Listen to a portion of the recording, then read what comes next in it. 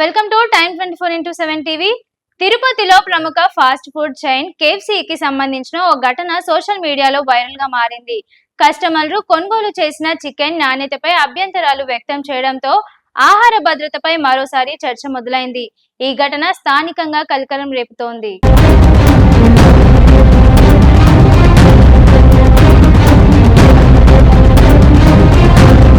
తిరుపతిలోని KFC outlet లో ఆహార నాణ్యతపై కస్టమర్లు ఆరోపణ చేసినట్లు సమాచారం. కొనుగోలు చేసిన చికెన్ పాడైందని, నాణ్యత ప్రమాణాలు పాటించలేదని కొందరు వినియోగదారులు సోషల్ మీడియాలో వీడియోలు, పోస్టులు షేర్ చేశారు. దీంతో ఆ వీడియోలు వైరల్ గా మారి ప్రజల్లో ఆందోళన వ్యక్తమైంది.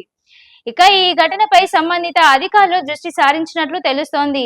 ఆహార భద్రత, పరిశుభ్రత ప్రమాణాలు పాటిస్తున్నారా లేదా అనే అంశాలపై విచారణ జరిపే అవకాశం ఉందని సమాచారం.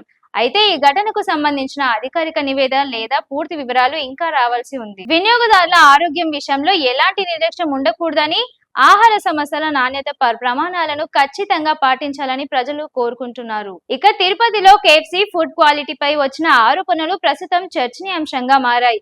ఈ ఘటనపై అధికారులు విచారణ అనంతరం పూర్తి వాస్తవాలను వెలుగులోకి రానున్నాయి. ఆహార భద్రత విషయంలో ఎలాంటి రాజీ పడకూడదనే అభిప్రాయాలు వినిపిస్తున్నాయి.